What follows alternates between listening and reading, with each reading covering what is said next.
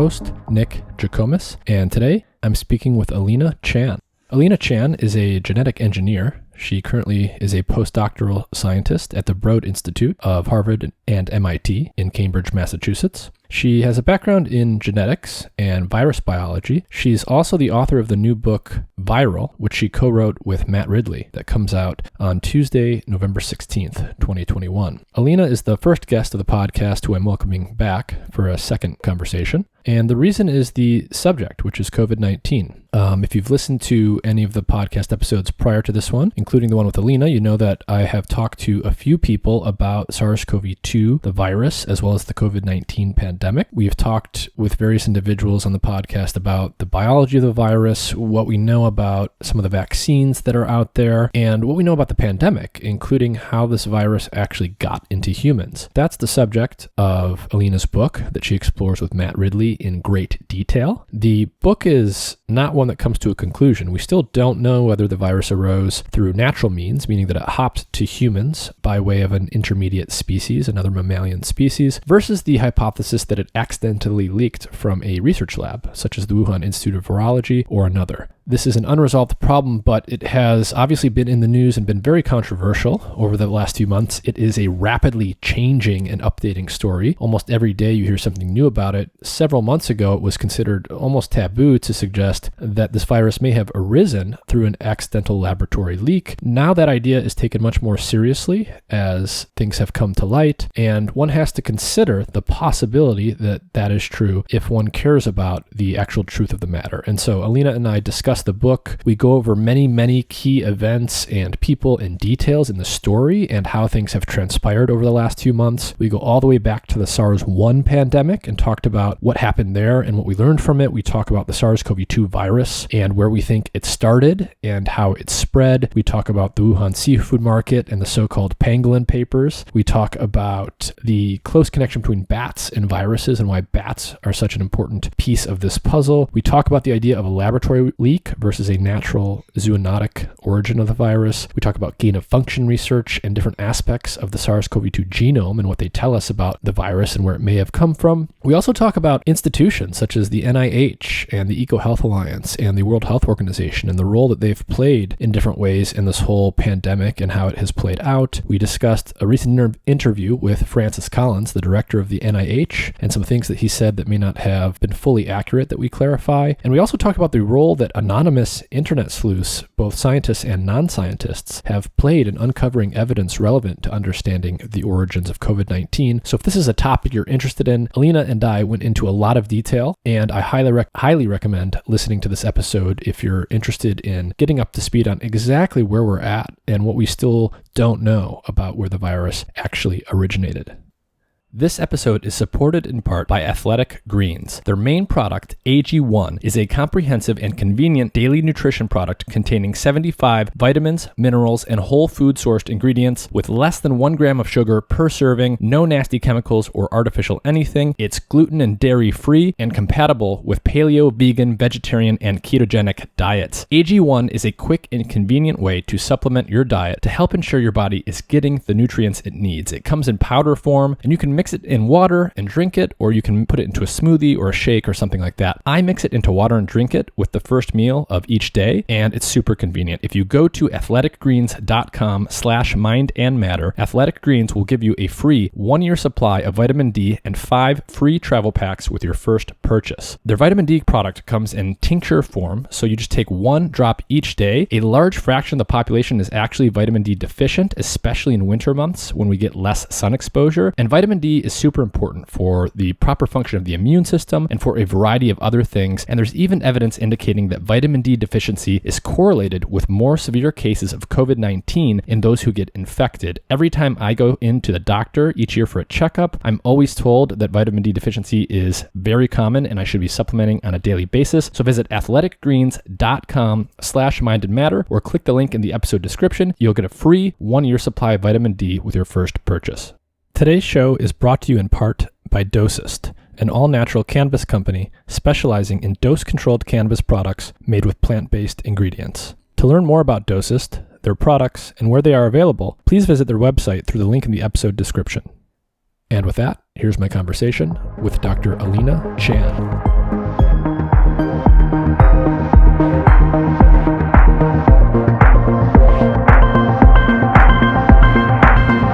Alina Chan, welcome back to the podcast. Thanks for having me for the second time. Yeah, you're the first guest who's come back for a second visit. Part of the reason you're back is that what you're working on and what we're talking about is just so timely and moving so quickly. We're, of course, talking about the origins of the SARS-CoV-2 virus and COVID-19, because this is it's obviously a relevant and ongoing mystery, and it's changing very quickly. You guys have written, you and Matt Ridley, the science writer, have written a book called Viral: The Search for the Origin of COVID-19.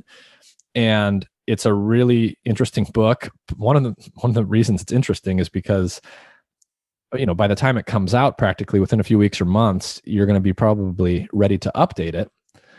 And I just want to basically start at what you might call the beginning of this story. So we're going to be talking about where this virus potentially came from. Before I even ask that, you should just say up front, very quickly, very concisely, do we know the origin of the virus yet?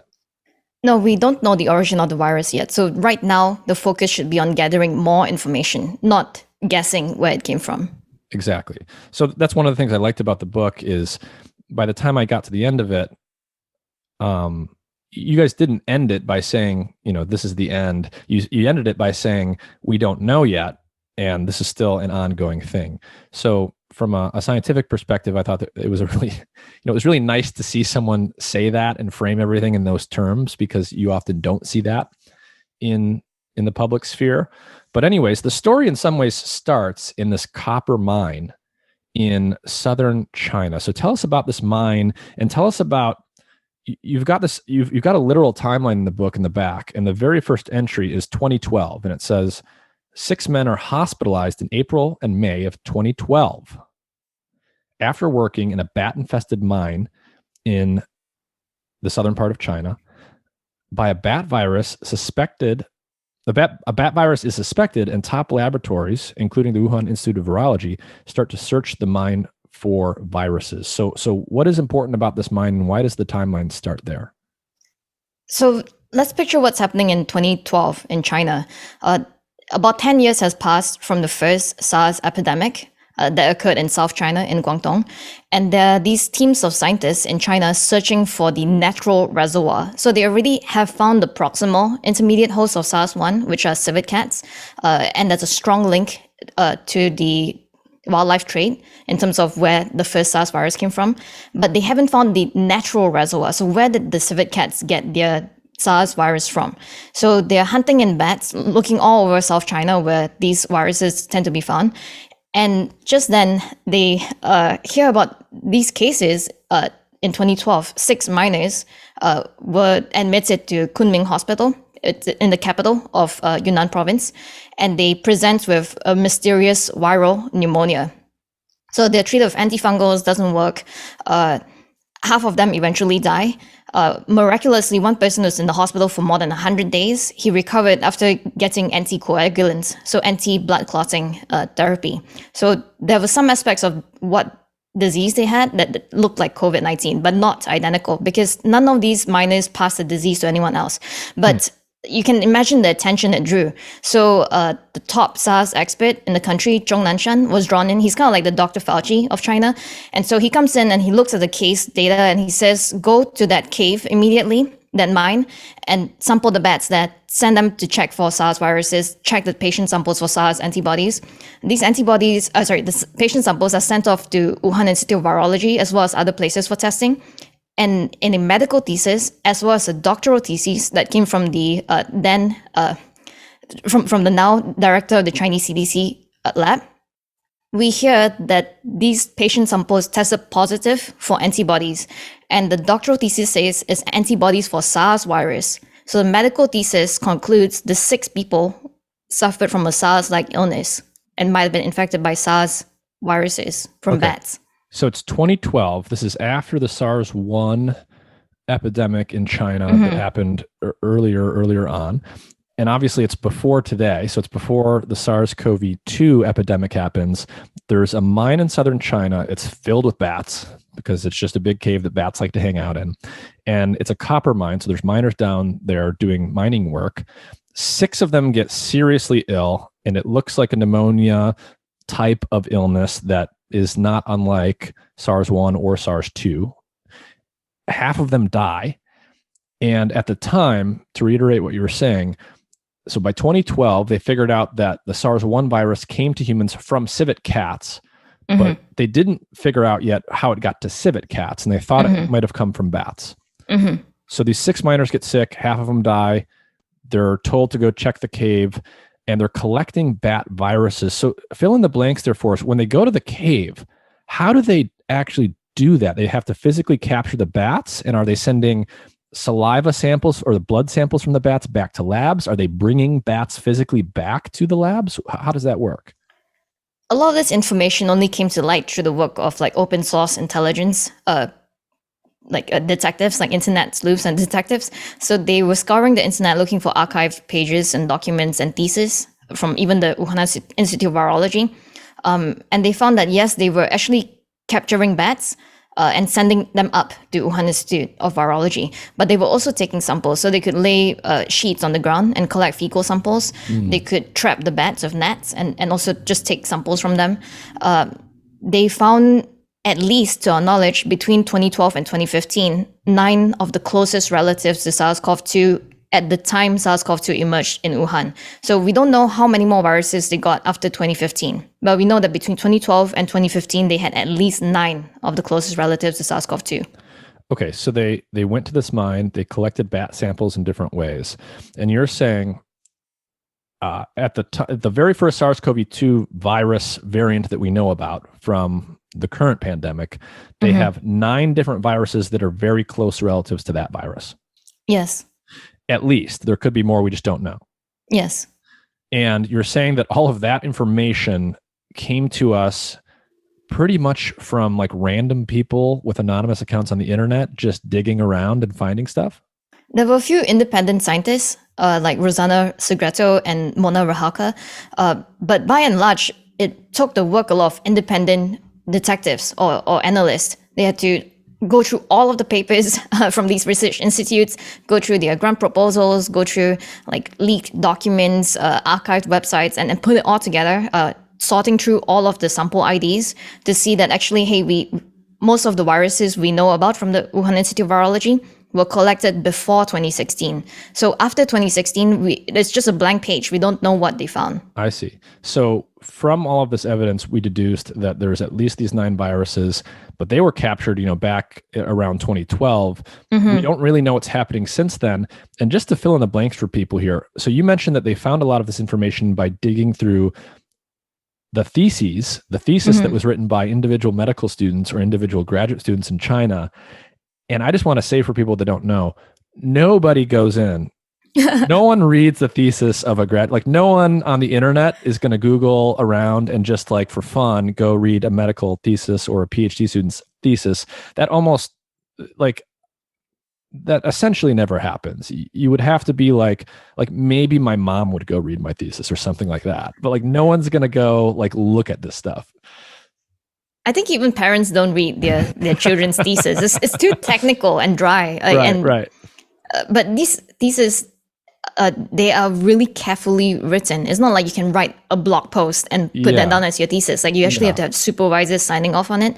And so when the medical thesis said that the conclusion after studying all these cases from that mine was that they had been sickened with a SARS-like bat coronavirus, it's serious. Like it's not like he was guessing. Many people had to sign off on the thesis. Right. Like this is the virus. I literally spent 4 years studying it. Here's the sequence. It's very well documented in something like that, as obscure as that document might be. And so these internet sleuths, literally independent scientists or even people on the internet who we don't even necessarily know their identity, dug this stuff up and put it on, like literally posted it on social media. Is that what we're talking about here? Yeah. So they shared all of these documents via links on Twitter. And it was actually quite surprising how this happened. So it relates to my work, actually. So I had put up a tutorial. So it's like a thread on Twitter that goes through, for example, my preprint. And it attracted a lot of attention from individuals across the world who were really interested in this topic on the origins.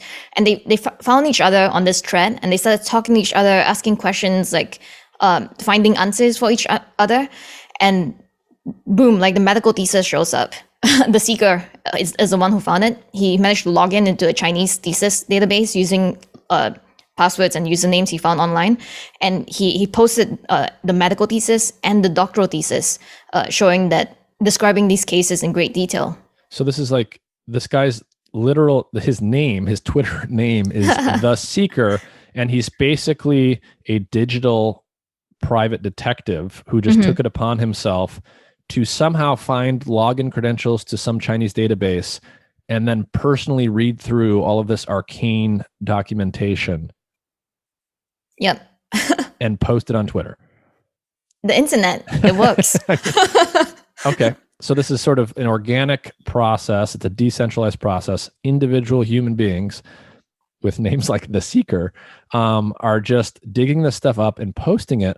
What do we know who that person is actually? Yeah, and we reveal that in our book, but I won't go into too much detail outside of the book. So you have to find out through the book. we'll leave it to the book, but it's an interesting little subplot, I think, and I now follow The Seeker on Twitter. How did social networks, so at this time when this is happening and people are put a time to this, what time on the timeline are we talking about here when this stuff is starting to bubble up on the internet, and how is this being handled by Twitter and by Facebook and by Reddit and other websites? So this was in May 2020. Most platforms had banned any talk of a lab origin, whether like lab accidents or bioweapon. They banned it all. It was only on Twitter that you could actually talk about it. But even so, it was viewed with a lens of these people are crazy conspiracy theorists. So, I mean, I clearly didn't think so, because my preprint, which we posted online at the beginning of May, said that we considered it plausible that this virus might have an accidental lab origin. Mm-hmm. And I mean, that's the thing that is so fascinating and infuriating, I guess, about this whole thing is, so I'll just reiterate what you said. We're in you said early 2020 at this point? Still May 2020, so actually May a bit later. So May 2020 at this point, it's considered basically forbidden to talk about an accidental lab leak as a possibility. So no one was saying like, oh my God, this definitely leaked from a lab. People were just digging around, and people like you and others were saying it could have leaked from a lab. There's some indications that are consistent with that, and we don't actually know that it was a wildlife spillover yet. Let's talk about it. And this was sort of like, that discussion was more or less banned from large parts of the internet. And as you've said, you've literally got groups of users on Twitter sort of whispering to each other almost online, trying to just discuss the possibility. Yeah, so it was a really lively group of people talking to each other, and they eventually founded a group, like an internet sleuth team called Drastic. But unfortunately, since the book was published, Drastic has fractured into two Drastics. So what I'll say about this group of people is that they're really tenacious and determined. They will like find as much information as they can, but they're really separate people. So it's not like they're all friends with each other and they agree with each other. They each bring different things to the table, both good and bad. And we have to acknowledge them for their contributions, but also it doesn't mean that we say we put them on a pedestal and like everything they do is good. Yeah. What does it actually say about the state of our official like sense-making bodies that so much of this information has come from anonymous individuals like this? You know, is it strange to you, or what do you think about the fact that all of this evidence that's bubbled up and all of, you know, the stitching together of what actually happened and when has come from the sort of organic semi-anonymous internet process rather than through our actual official institutional apparatus? So it's actually a pretty sensitive issue amongst the drastic team, for example, that actually some of them are real scientists. They actually have degrees in related fields like biology, life sciences, but they have been lumped together as internet sleuths and outsiders because none of them are really part of the scientific establishment. And hopefully I can communicate this better, but since the beginning of the pandemic, there have been some scientists, some experts who call themselves the authority. So they're like, we are the ones who know what's happening and we can tell you what's a conspiracy theory or not. And anyone else, even other scientists who tell you otherwise, are unscientific, they are unqualified, or they're conspiracy theorists. So because of the vacuum that the established scientists left, all of these open source intelligence or internet sleuths or independent scientists had to come in and fill that niche to find the origin of COVID-19. Mm-hmm. So again, May 2020 is where we're at this part of the story. This evidence is bubbling up on the internet, but at the time, the official scientific authorities, science with a capital S, what are they saying at the time about the plausible origins? Well, they said it's a conspiracy theory. There's even a article from a really well-known infectious diseases institute in America that calls a lab accident where a natural virus is released. They say that's a conspiracy theory too. So they don't leave any room for the possibility of someone being infected by a virus they collected from nature, accidentally transmitting it to people outside of the lab. I see. So if they were calling it a conspiracy theory at the time, does that mean that like this has never been observed before, that a virus has never accidentally leaked from a lab before? No, that couldn't be further away from the truth. So there's actually quite a few accidental releases of dangerous pathogens.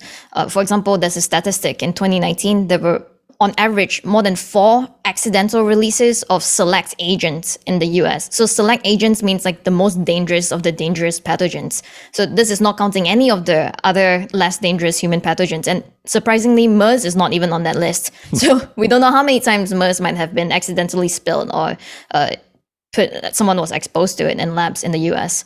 And in fact, there's so many examples like smallpox, SARS-1, Marburg virus, for example. And so I'll zoom in on the story of Marburg virus because prior to it escaping from a lab, no one had ever known about this virus before. So the first time it was characterized, it was after it had spilled from 3 separate laboratories around in Europe because samples from Africa had been sent up there.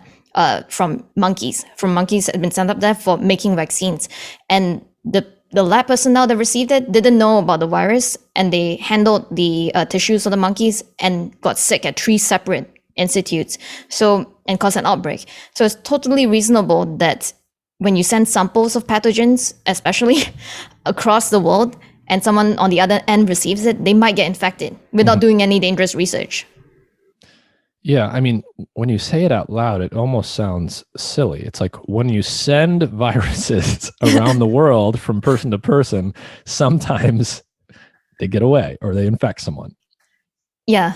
So it happens all the time. So viruses leak from labs often. Viruses also jump from one species to another often. These are both common things, and we should expect a priori, without knowing anything, that either scenario is perfectly within the realm of possibility. Especially when there is a laboratory in the very city of the outbreak that is known for doing that research. So if there was no lab in that city that was doing that kind of research, then, fine, like then it's not on the table. But in this case, there's a coronavirus lab that does this specific work at the location where we think the outbreak first happened. Yeah. Again, when you say it out loud, it's like, okay, we should at least consider this. So let's actually, so we just talked about May 2020, and this is sort of the beginning phase of the pandemic. I remember at this time, right, we were already in the US. I'm on the West Coast of the US. So we had already sort of started working from home and everything. Let's actually back up.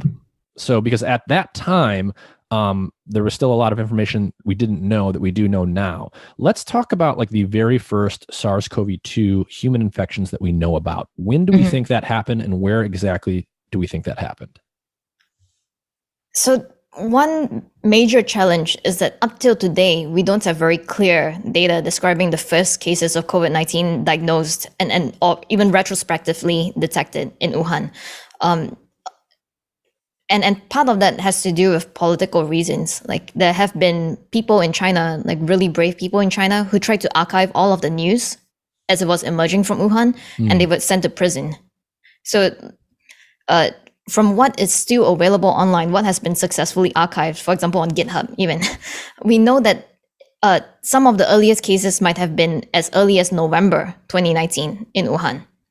But according to all of the formal official sources, the first case only started showing symptoms in the first week of December 2019. I see. So according to official sources from China, first cases are December 2019. But what you're saying is there's other evidence that shows as early as November, and that evidence was put onto the internet into archives by Chinese citizens, and they were not supposed to do that. And some of those people are literally in prison right now for putting that online.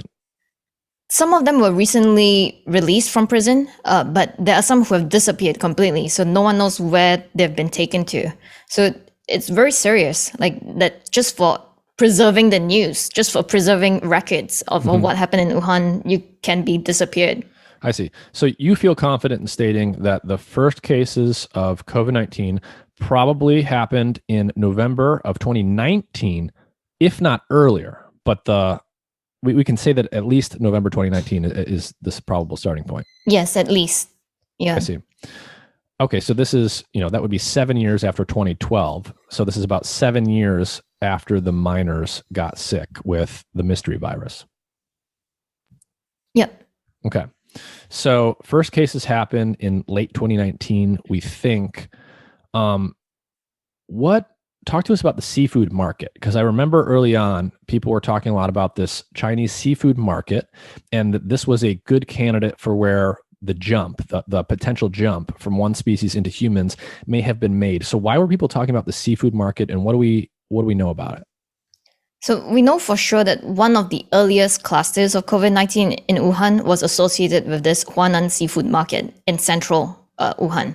So this was a very large marketplace. Like on average, they said about 10,000 people visited a day, like 10,000 people in one market per day.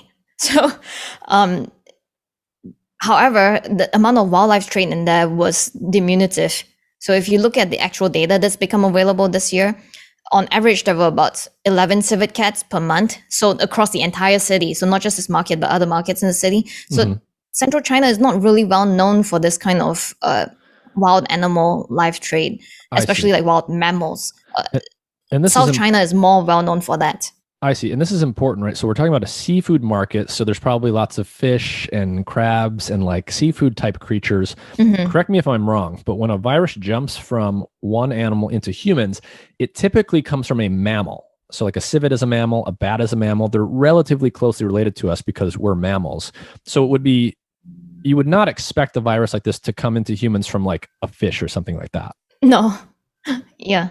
So that's why you mentioned the wildlife trade. So it's a seafood market, but there is some mammalian species that are being traded in that market. I mean, there has been a pretty fantastical theory floated by Chinese government officials that it's possible the virus came from a batch of frozen lobsters from Maine, USA, because somehow the seafood market had been receiving shipments of lobsters from Maine, USA. But I think anyone who has received the scientific education should know that this is not even possible. Yeah. And so the idea here is just from an evolutionary perspective, for a virus to jump from one species to another, it needs to change, right? It needs to adapt to the new species. And in order to have any chance of doing that, or any plausible chance of doing that, the two species need to be relatively similar, right? Because like if you go from one mammal to another, most mammals have the same basic cell types, lots of the same receptors, a lot of similar molecular machinery that the virus in one species can recognize in the other. Now, when you go to more distant evolutionary relatives, like a lobster in this case, they're just so different from us physiologically that there's much, much, much lower chance of that happening. I mean, has anything like that ever happened where you go from a crustacean or an insect to a mammal? Well, I mean, there are insect-borne infectious diseases, yes, but not this type. So not coronaviruses, not SARS-like viruses. These require a more similar animal host. So people even wonder whether they can jump from bats directly into humans. That's why up to today, they keep searching for an intermediate host, because a lot of people don't think that a SARS-like virus can make the huge leap from bats to humans. It's too different. I see. But that's the mystery. So when the local CDC and the Beijing CDC went to that seafood market, they found 0 traces of live mammals. They sampled all of the carcasses they could find. They found 0 traces of SARS-CoV-2. So the only evidence they found was that in some of the sewage or like environmental surfaces, like doors and tables, they found some viral content. But this is totally expected. Like if you look at the cruise that was first hit by COVID-19, the whole place was plastered with virus on like all the surfaces. Like this is why there was all that hygiene theater earlier in the pandemic. Like everyone was cleaning everything, because when there's sick people around, the virus is in the air. It's all over the place. I see. Yeah. So seafood market, it's a candidate location for where this thing may have come from. Probably not where it actually came from for the reasons that you mentioned. So then the other thing that I remember people were talking about were pangolins. So you're going to have to explain what the hell a pangolin is, because most people do not know what a pangolin is. And so walk us through the so-called pangolin papers after that. You have an entire chapter in the book called The Pangolin Papers. So pangolins are these scaly anteaters. When they encounter a predator, they can curl up into a tiny ball, and they have these hard scales. Their scales are kind of made like with keratin, with our nails, for example, and it protects them from being mauled by a lion, for example. And they're found in several places. They're found in Africa. They're also found in China and parts of Asia. They've been highly trafficked into China, especially, and in Vietnam, because people believe that eating the scales has medicinal properties. So it's a really tragic story, because you're just eating nails. You're eating like keratins, but you're paying thousands of dollars for these really poor, like endangered species that unfortunately they get sick along the way as you traffic them out of their home countries into like really scary, dangerous marketplace in the wildlife trade in China. And so in February 2020, there was a news conference in China, and some scientists claimed that they had found a 99% match to SARS-CoV-2 in a batch of smuggled pangolins. And pangolins are mammals, right? Yes, they are mammals. Okay. Yeah. And that drove the internet wild, because people had been looking for the intermediate host really hard. Like scientists had been telling them, even in February 2020, don't worry, we will find it soon. There's so many smart scientists in China. They independently found the intermediate host of SARS-1. So there's no reason why they shouldn't find the intermediate host of SARS-2 like immediately. So everyone was just like on edge, waiting for the intermediate host to be found. And when they heard the 99% match with pangolins had been found, they would just erupted on the internet. Like all of the scientists, journal editors, they all wanted a pangolin. Yeah, exactly. And it fit like the story that had been told a million times, right? Like people are bad, we traffic like pitiful animals, we are horrendous to them, and now we get sick because we have these uncivilized behaviors. So it fit the story that we've been told again and again by scientists, by the media. But when those pangolin papers, 4 of them got released from China within a span of 3 days, when they came out, actually it showed that pangolin coronavirus wasn't that closely related to SARS-CoV-2. And actually all 4 papers described the same pangolin coronavirus from a single batch of sick pangolins. So even though there were just papers everywhere, like everyone was talking about pangolins, actually it was a single batch, like only 2 or 3 sick pangolins that resulted in this data that was just marketed across multiple papers. So you're saying it was not, when you actually scrutinize the data, it was not close enough to be the culprit here? Yeah, not at all. Okay. So, but you said it was a 99% match. Was it less than 99, or is that misleading to focus on the 99% match? So it turned out not to be a 99% match. The scientists who gave that number, the news conference might have been too excited, and they gave the wrong number. So when it came out, it was actually misspoke. Yeah. So, but the effect of that news conference and all these papers was to drive the media into a frenzy about pangolins. Yeah. And then afterwards, China seemed to suggest that they would curb the wildlife trade, but actually they banned the consumption of wild animals, but they actually didn't ban the trafficking of animals for medicine. for medicinal purposes. And we know that pangolins are not trafficked for their meat. Right. They're trafficked for the scales, for the medicine. So in effect, nothing happened. Yeah, in effect, nothing happened. The regulations are not the kind of regulations one would need to prevent this from happening again. Why do you think that is? Is it because probably so many people in that part of the world, including the government officials that would be responsible for crafting these regulations, might themselves believe that there are medicinal properties to these things?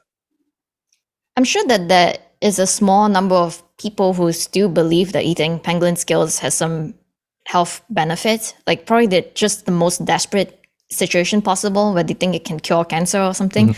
But the wildlife trade in China over the years has evolved. So the consumption of these wild animals and their products is actually part of a rich person culture. So only rich people will spend thousands of dollars on these things just to show off that, hey, like I have all these wild animals that we're eating for dinner tonight. It's not consumption. It's not like I don't have pork today, so I'm gonna eat some raccoon dog. No, it's not like that. Like I see. It's very wealthy people showing off their wealth. Yeah, like I have all these exotic game on my table, and I can pay like $2,000 to eat half a pangolin. So it's not what it used to be, where people were just living sustenance off the land, like hunting wild animals for game. Yeah. Interesting. So this wildlife trafficking network, which is probably quite vast over there, yes. it really hasn't been tamped down at all. I don't think that they believe SARS-CoV-2 came from pangolins. So for the people who have made a fashion out of eating pangolins, like this is like that, why would we change anything? Okay. So let's circle back to bats and talk a little bit more about why bats are so often tied to viral outbreaks like this. So you mentioned that, we often go from bats, a virus will often hop from a bat to another mammal to us.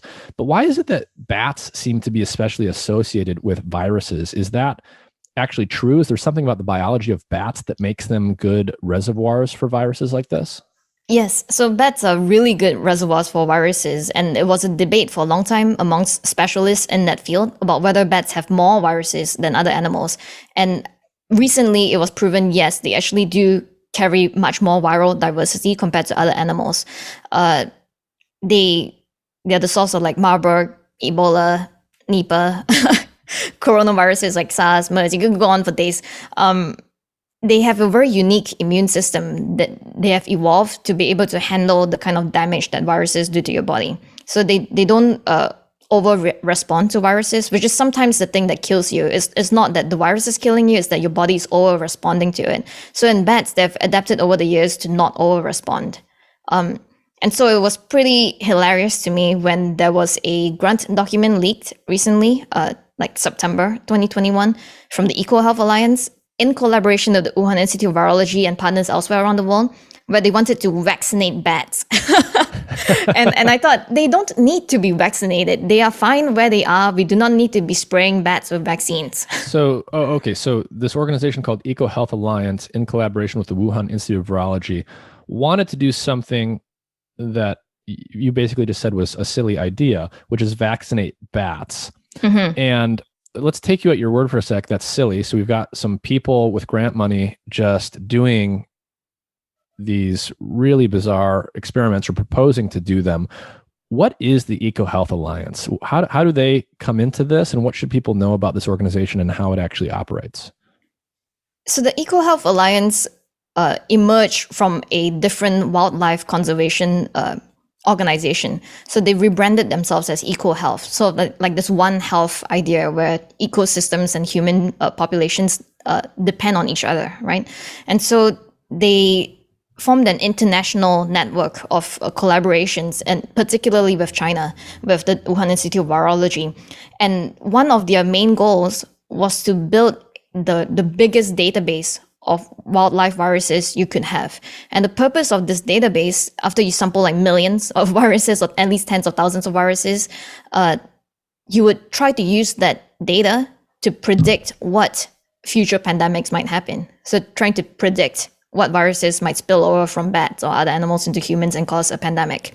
The problem is when the pandemic actually happened, that database that was hosted by the Wuhan Institute of Virology was not only taken offline, but has since then never been shared publicly or with anyone in the US, as far as I can tell. So a database built for pandemic response was taken away when the pandemic happened. So, I mean, this is just so striking. I have to say it back to you out loud. So you're saying that the EcoHealth Alliance, which is a US-based organization, was working with the Wuhan Institute of Virology and a number of other labs probably. And the entire point of doing all of this work, of going around the world and collecting all these viruses and bringing them to one place and tinkering with them in the lab, was to create a database that we could look at and use in a preventative manner. We could say, look, here's all the viruses that we know that are out there. Here's all the ones that we think could jump from another animal to humans. And we should be using this as a kind of strategic playbook of some kind to help prepare ourselves for another pandemic, prevent them from happening, or at least respond to them when they do happen. And you're saying that database, which was supposed to be used for that exact reason, just disappeared. Yeah. So no one has access to it, at least outside of China? Yeah, as far as we can tell, no one has produced a copy of this database, which can exist as an Excel sheet. So it's really stunning that the prototype for what would become a global virome project, a global collection of viruses, that prototype just suddenly, the experts who had raised all these funds to build this database said there was nothing useful in there. You don't need to see it. Like they didn't even ask for it when they went to Wuhan to visit the institute. Yeah. How when you talk about the funding, how much money was spent? Order of magnitude, ballpark, how much money was spent putting together this database and doing the related research? And where do places like EcoHealth get their funding from? At least hundreds of millions. So that's the range. Yeah, and they had proposed and they tried to raise up to $1 billion after the pandemic. They wanted to raise more money for more of this work to produce databases that disappear when a pandemic happens. So they raised hundreds of millions of dollars to create a database for a pandemic. A pandemic happened. The database disappeared because someone chose to make it disappear. And the response to that from the same organizations that put together this database that disappeared was to raise even more money to create more databases. Yeah, but without sharing the data when a pandemic happens. I mean, I just have to keep saying it out loud because it's stunning. Yeah. So EcoHealth, where do they get their money from? They get their money from a variety of sources.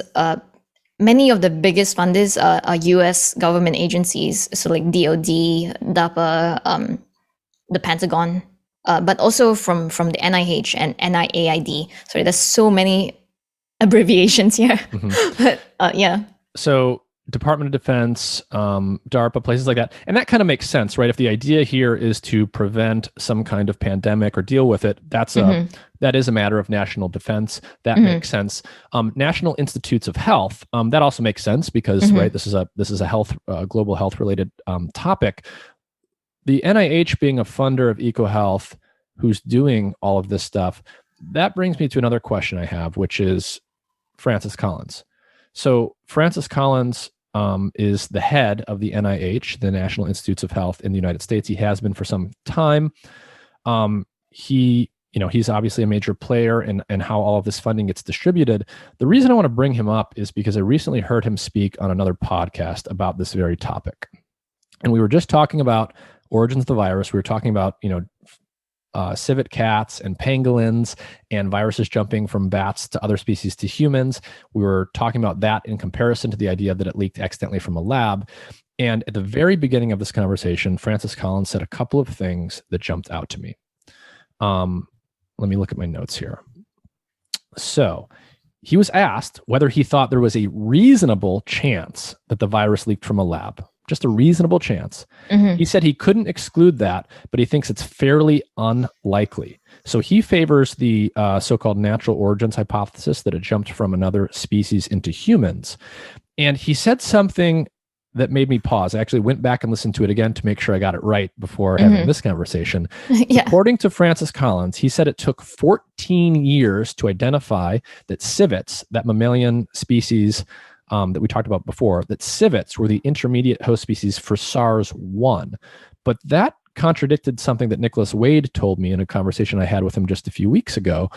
Is that accurate? Did it take 14 years for us to identify civet cats as the intermediate host species for SARS-1?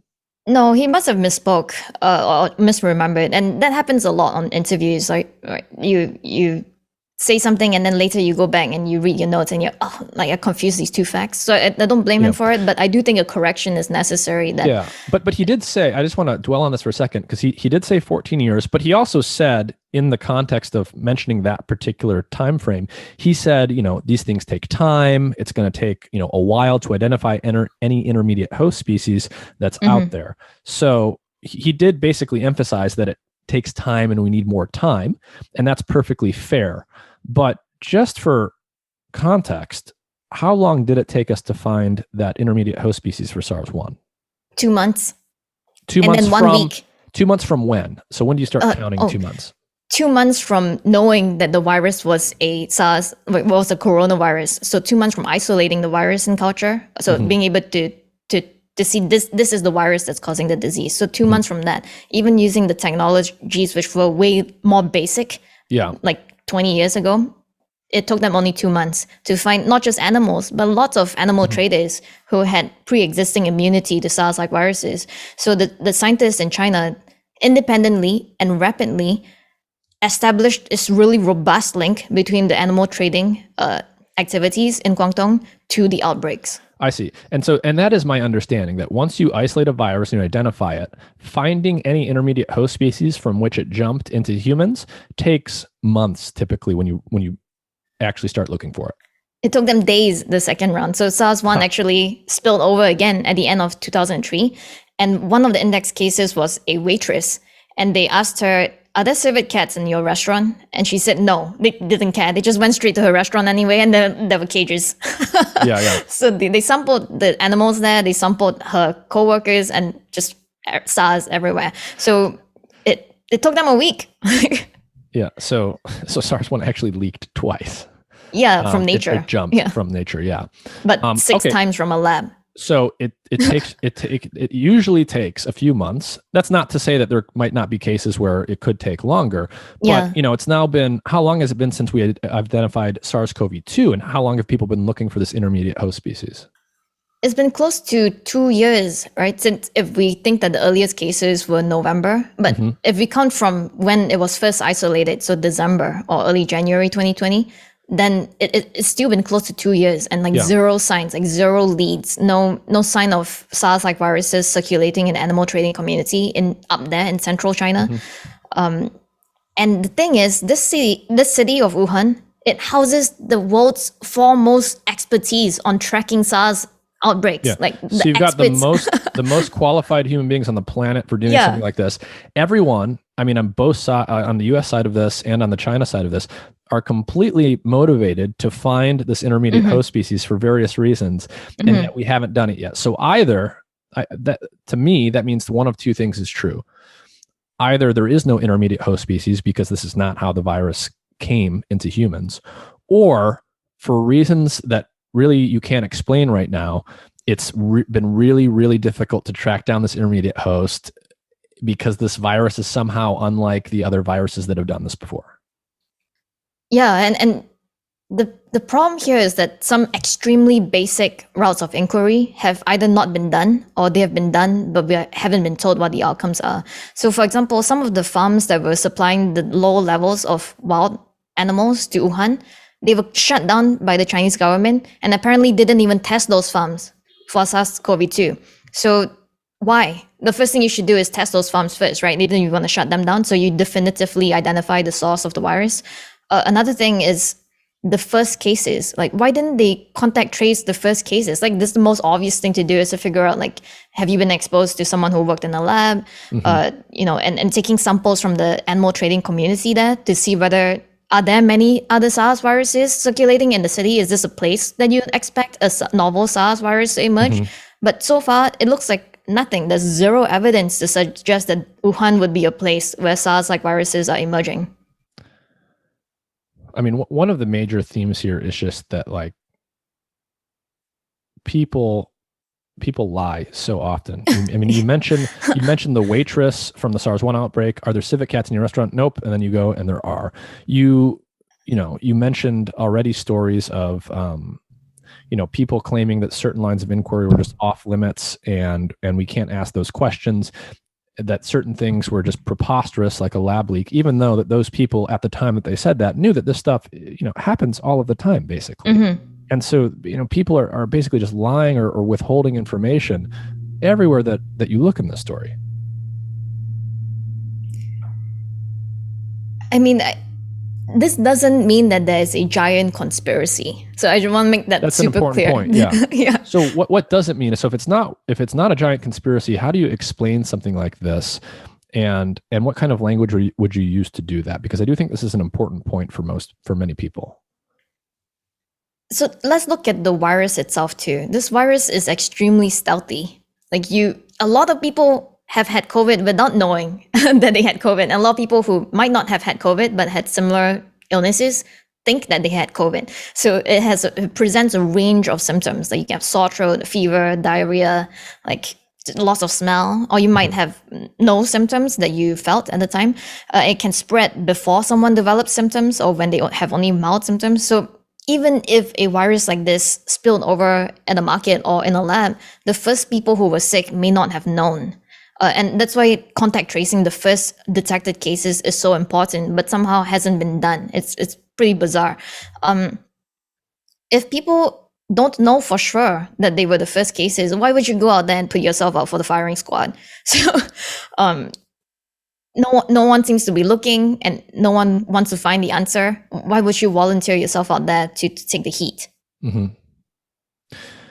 Okay, so let's zoom out a bit. So let's sort of step away from the human controversy and like the politics and all of that stuff. And let's think about this like scientists. We've got sort of two plausible explanations for where the virus came from.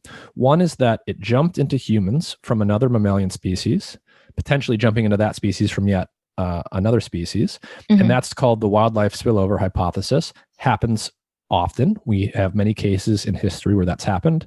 The other is the lab leak hypothesis, that there was an accidental leak of a virus from a lab.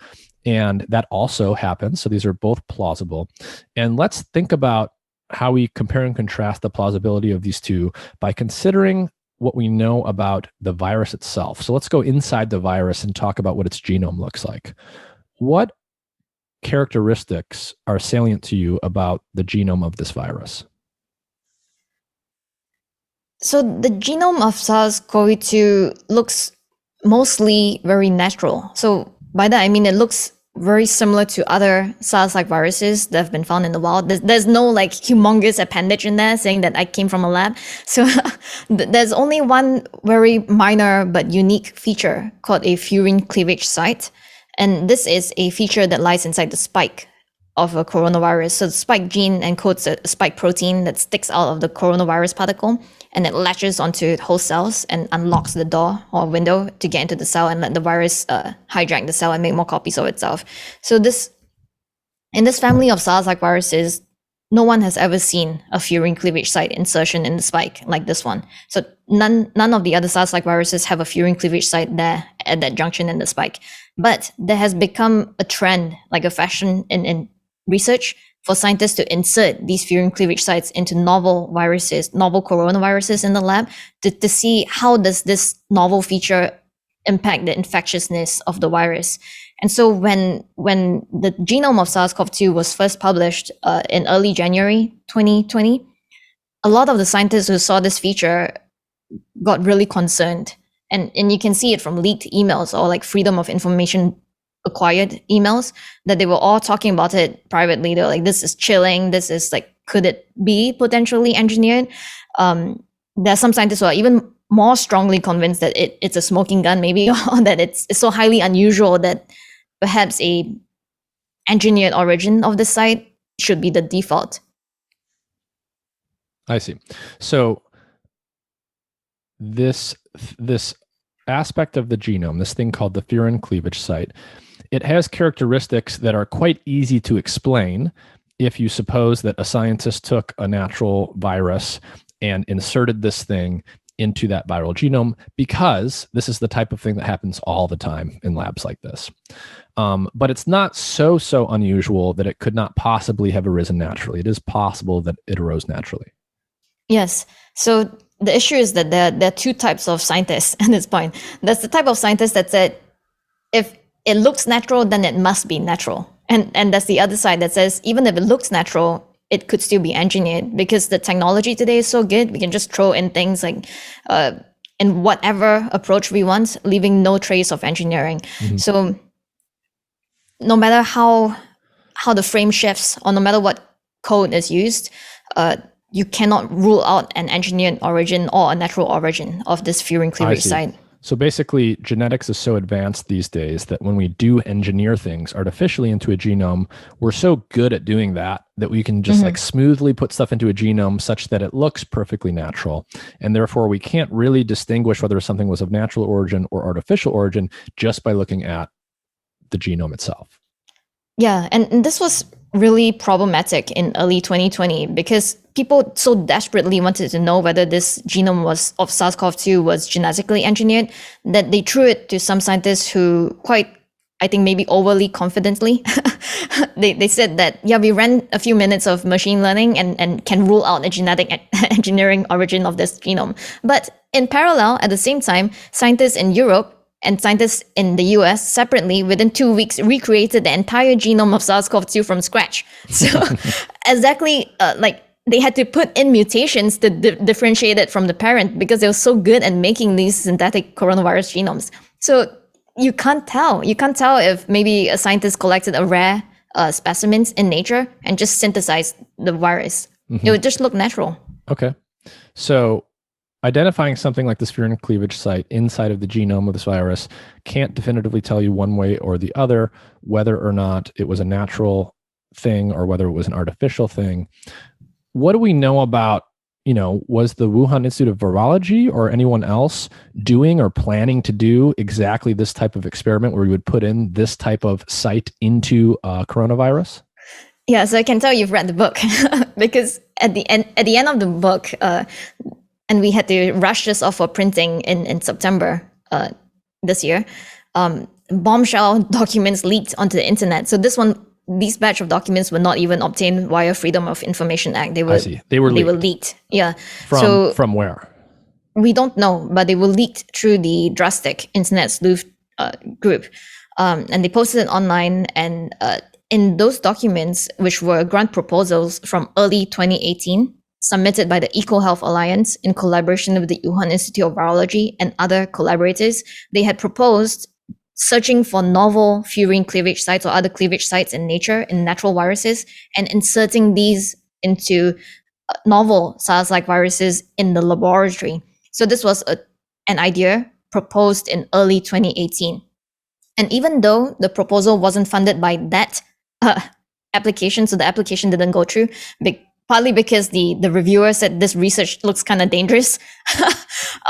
But it doesn't mean that they didn't get the money from elsewhere. This was a very highly funded group of scientists, like hundreds of millions of dollars. The other thing that's important to mention here, and I went over this in my discussion with Nicholas Wade, is if you know anything about the mechanics of how science actually happens and how that connects to the grant proposals you write, when you write a grant proposal, that doesn't mean that this is all stuff in the future. Oftentimes you write a grant proposal to get additional funding to do stuff that you've already started to do and you have some preliminary evidence for. Yeah, and if you read this grant proposal, it's actually, I feel like it's quite clear, or at least very reasonable to deduce that they had already started, because they said, yeah, we are reviewing our sequencing data and there are these novel rare cleavage sites we see in novel SARS-like viruses. So if they hadn't already seen this, how could they predict that and write it into their grant? Because no one has observed these sites before. So tell me if this is accurate. So now I want to connect this to something that we mentioned earlier about that database that disappeared. So if I'm the EcoHealth Alliance and I'm the Wuhan Institute of Virology, at the time that they wrote this grant proposal, the basic thought I'm having and what I'm justifying this work to do is I'm saying, hey, we want to tinker around with these viruses. We've collected a bunch of these viruses. We've put them all in the same spot. We are doing experiments and messing around with their genomes. And it's all in good faith, right? It's all done with the idea that we are going to identify how these viruses work and how they can change in order to be able to play defense, to prevent an actual outbreak from happening. And all of that data is going to be put into this giant database, which will be our pandemic prevention database. And that sort of would have been the thinking around why they were trying to do this. Yes, I believe that the scientists engaging in this type of work believed in their noble mission. So they weren't like crazy mad scientists, like the stereotype, like, oh, sorry. My keep going. Google Calendar popped up something. Oh, sorry, let me go back to that. They weren't like the scientists in Jurassic World or something, you're splicing together all these dangerous animals to create the most ferocious like dinosaur chimera possible. Yeah. They actually were trying to understand basic viral biology and develop therapeutics and vaccines against novel emerging pathogens. And then, okay, so that grant proposal goes out, it gets rejected. Who's rejecting it? Is that happening in the US? Where does that rejection come from? Yes, so it was DARPA that received this proposal and rejected it. And so the question is, why didn't all of the scientists who were in this proposal tell the rest of the world in January 2020, when a novel SARS-like virus with a novel furin cleavage site burst upon the doorsteps of the Wuhan Institute of Virology in Wuhan City? So did any of them even have a moment where they were like, back in 2018, in early 2018, we had pitched looking for these sites and putting them into novel SARS-like viruses? Like, could this SARS-2 virus have come from those research experiments? Okay. Is there anything else so this was a question that came online that I thought was really good. So aside from this Furin cleavage site, which is very interesting and is an important sort of piece of the puzzle here, but is not definitive, we can't really conclude anything from the Furin cleavage site. Mm-hmm. Is there anything else about the SARS-2 genome that either the lab leak proponents or the wildlife spillover proponents claim is evidence for either hypothesis? Unless you're talking about the debunked like HIV inserts, I'm not sure what else. You might have to prime me. No, I'm not either. I'm genuinely asking. So in your view, there's nothing else about the genome that's salient that would sort of favor a natural origin versus a lab leak? Not one genome by itself, but if you look at all of the genomes that have been collected to date, I'd say that the genetic evidence points to the seafood market being a secondary site of infection. So a place where a human had brought the virus into the market. Sorry, there's a motorcycle. Yeah, just keep going. So a human had brought the virus into the market and caused an outbreak there. But other than that, the genome, it doesn't tell us that, hey, I'm from a lab. Why do you think why do you say that the seafood market is like a secondary site and that's not where it really started? So this is going to bring us on a long journey into a fantastical realm of a hypothesis called the multi-market hypothesis.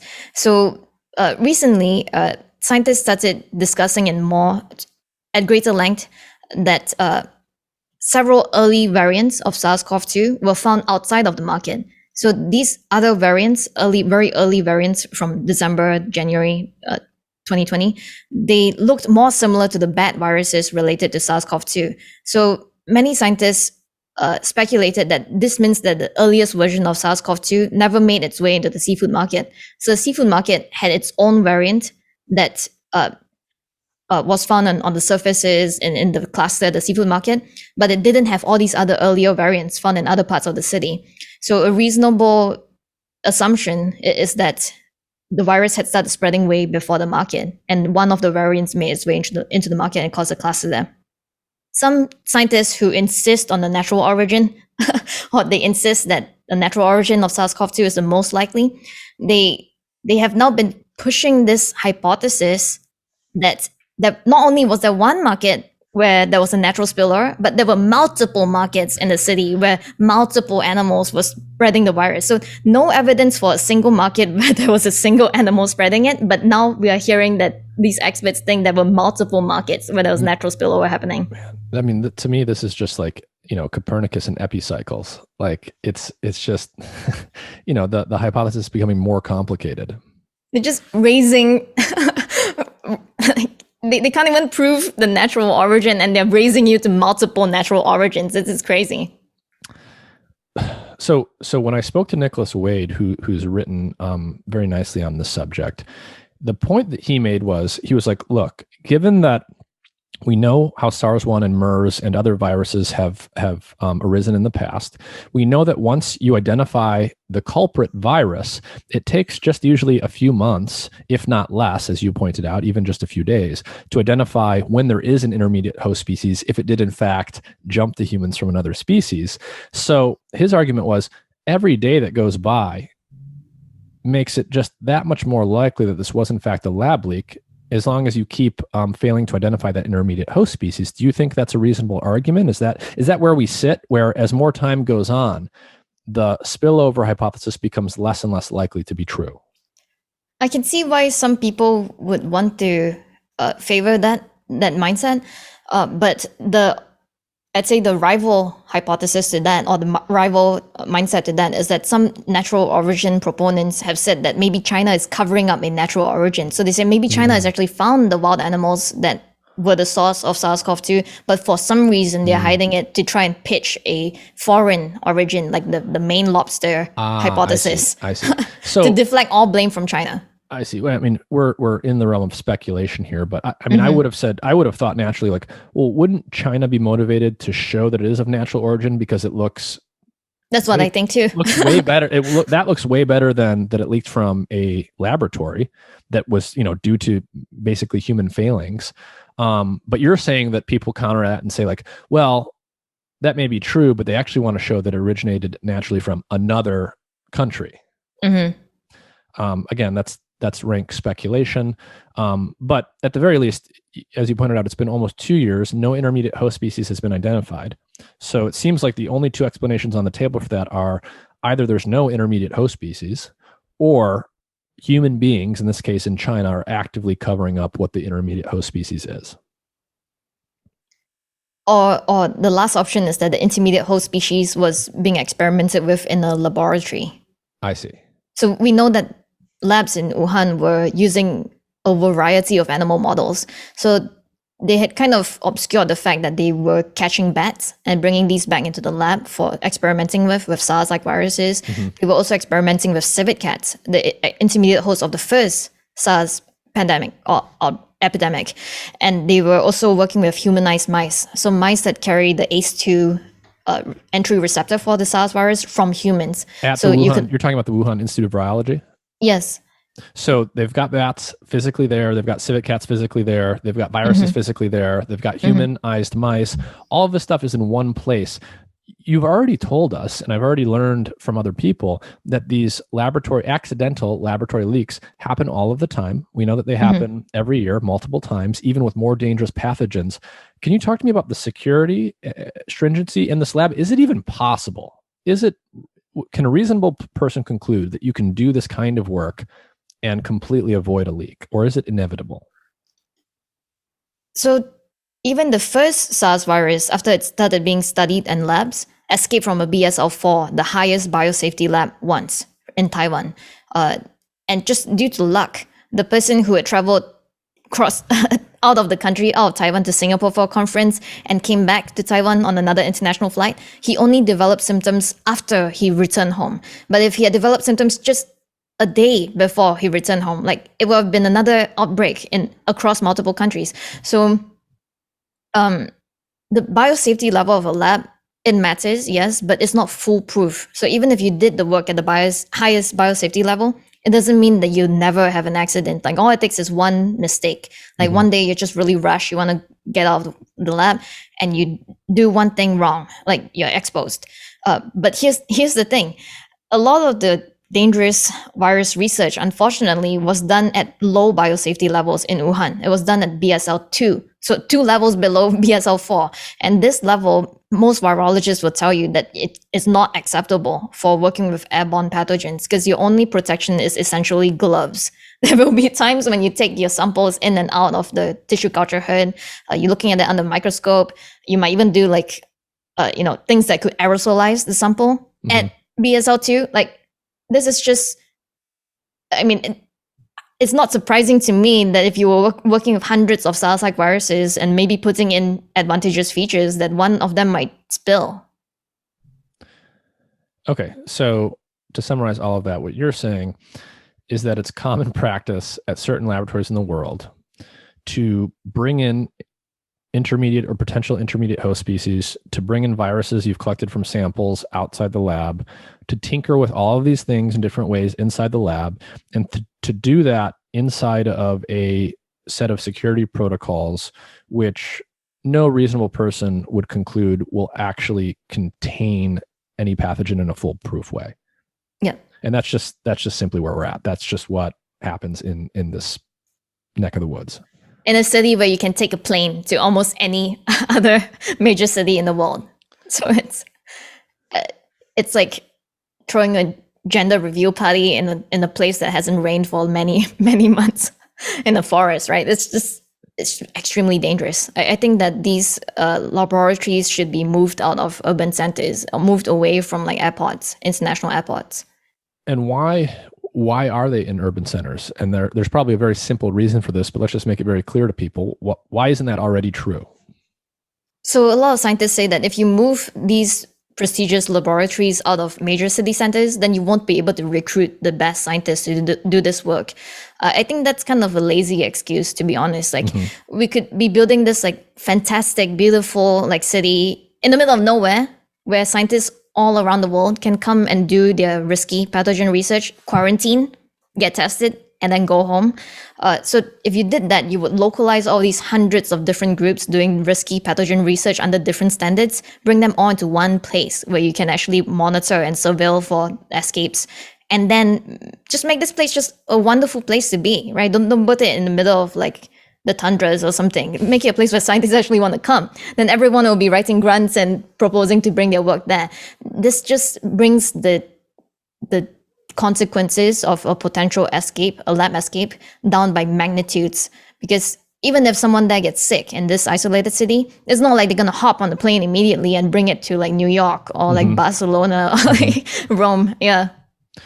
So you and Matt wrote near to the end of the book, you said, quote, "If another pandemic of ambiguous origins occurs in the next decade, you can call it SARS-CoV-3, MERS-CoV-2, influenza, whatever. Then unless we learn key lessons from this pandemic, we will make the same mistakes." So in your view, what are the key lessons that we should be learning based on what we know today? So we have to, even if this virus came from the wildlife trade, it doesn't mean that in the future, no pandemics and no outbreaks will come from labs. In fact, it's becoming increasingly frequent, like more likely, because we are getting more labs and more money for hunting for novel viruses. And so we have to start putting in new measures like ASAP to make this type of pathogen research more transparent and accountable and safer.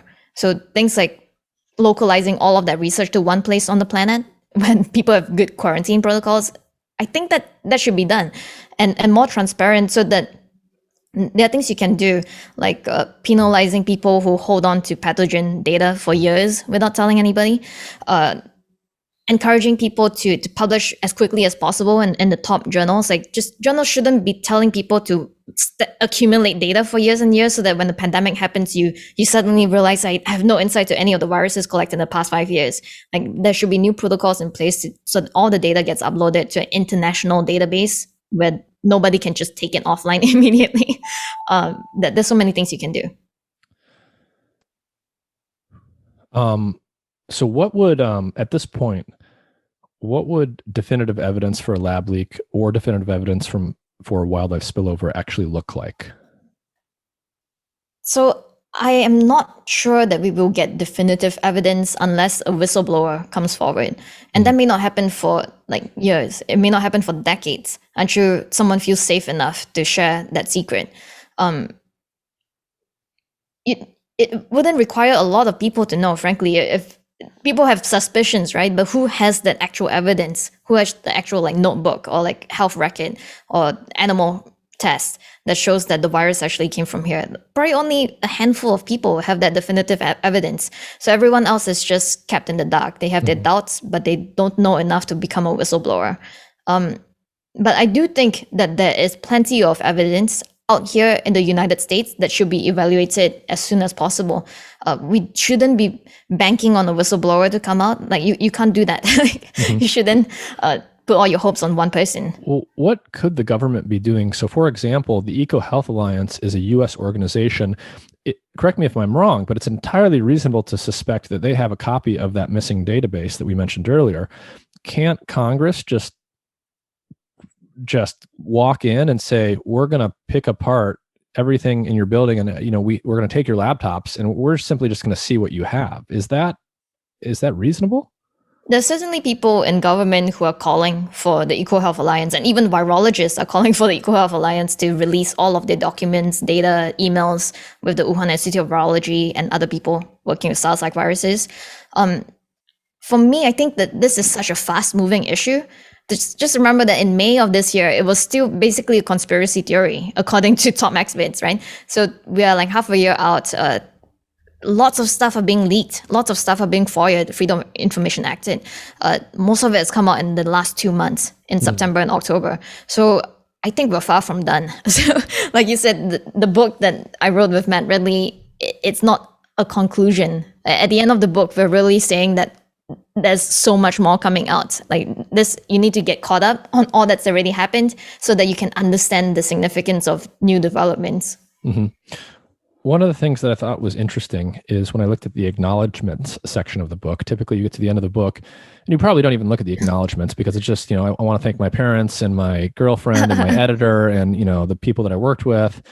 But you say, that a lot of people helped you, ranging from scientists to junior researchers to intelligence officials to anonymous individuals to journalists, politicians, et cetera, et cetera. You said, quote, because it would be unwise and unhelpful, possibly even dangerous to name some of them, we have taken the unusual decision to name none of them. And I think we understand what that means given what we've discussed. I'm curious how you being involved in this whole thing is impacting you and your trajectory, your career trajectory as a scientist. So you're a postdoc, which for people that don't know, that means you completed your PhD, you've now moved on and you're doing another line of research as a postdoc. And typically on the normal academic track, the next step would be to apply to become an assistant professor at a major university. So what sort of trajectory are you on, and how is this book and everything you've done on this topic affecting all of that? So I'll first say that this book will offend and threaten a lot of powerful people, unfortunately. And this was never our intention. We just want to help people learn about what has been found relating to the origin of COVID-19. But it will disturb a lot of people who will say that we are racist or say that we are anti-China. It might offend the Chinese government. Honestly, I suspect that it will offend them. And so, for example, when The Seeker, the key internet sleuth who's been contributing to the search for the origin, he went radio silent on Twitter for about 2 weeks, and everyone has been freaking out because they're worried that someone got him. So it's real. Like, we're worried about each other. Like, we're worried that maybe one day there will be like a clampdown, that anyone named in the acknowledgements, anyone seen as a key contributor to letting the lab leak or lab origin hypothesis see the light of day, they might get taken down in some way. Like, they might get hacked, they might get disappeared, they might get abducted. So these are real fears, real concerns.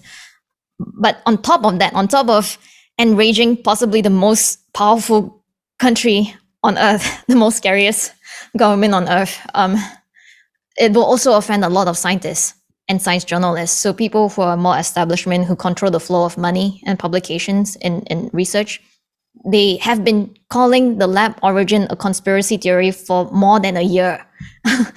They have lost a lot of face.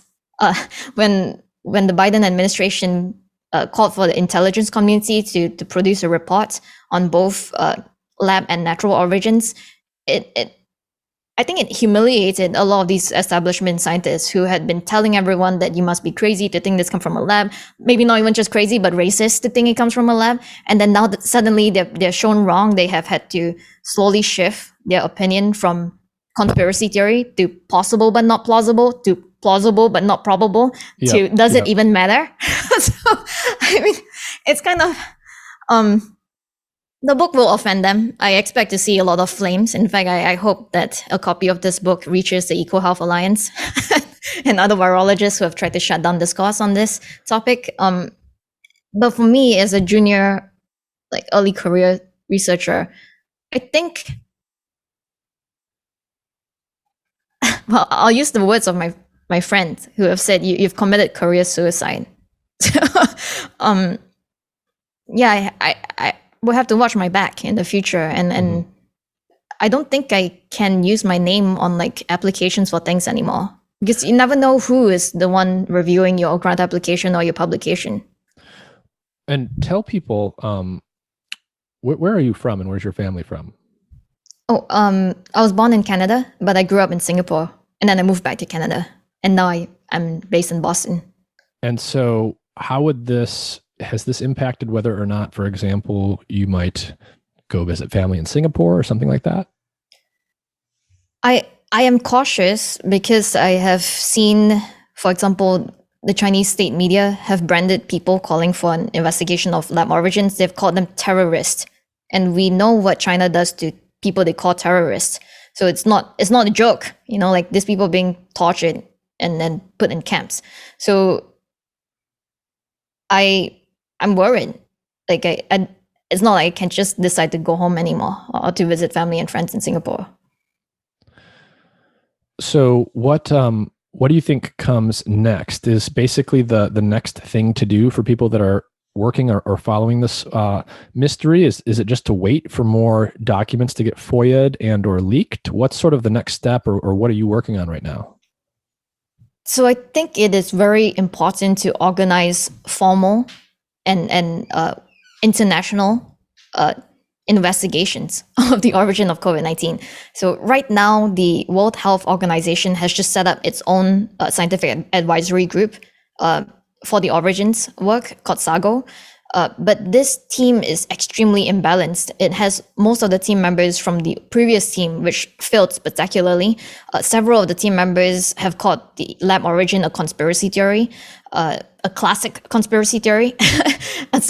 And many of them have vested interest in making sure this virus doesn't come from a lab, because they could lose funding. They could be blamed for the pandemic even. So we cannot rely on this WHO investigation. That there have to be in parallel independent investigations. It's already very shocking to me that 2 years post-outbreak, there is still no formal investigation of the origin of COVID-19.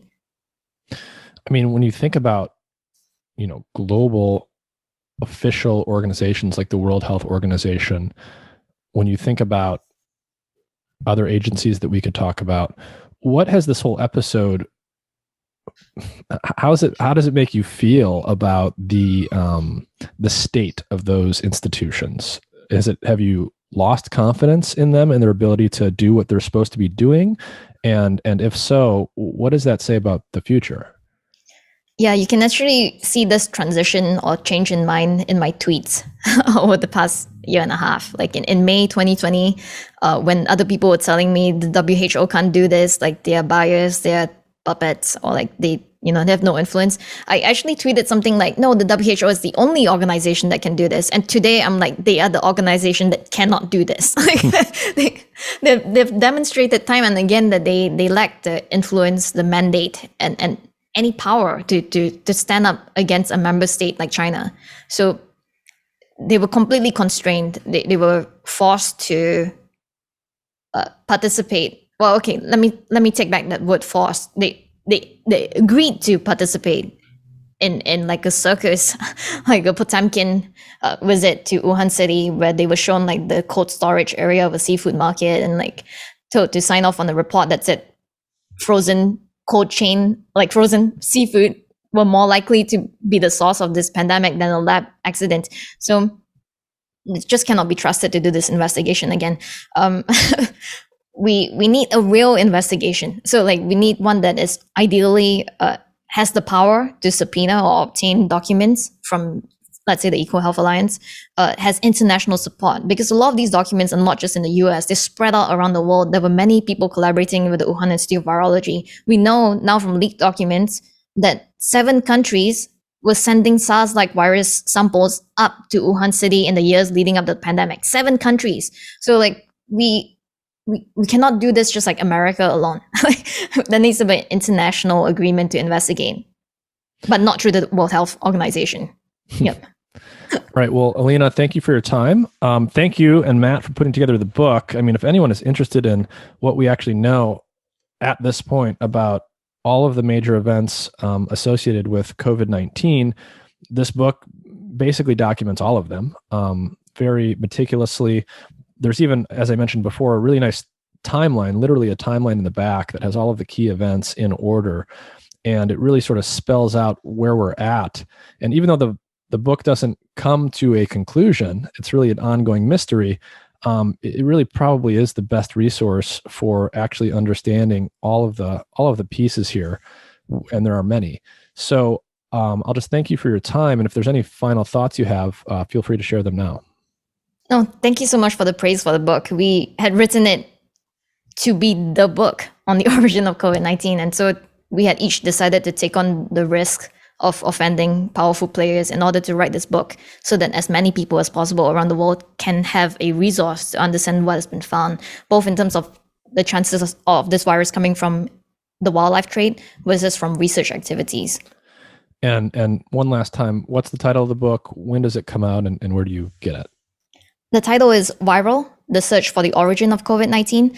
The book releases on November 16, Tuesday. So in 5 days from now. Very exciting, very exhausting journey, but I'm glad that it is paying off. Like I hope lots of people read the book, and I look forward to both positive and negative feedback.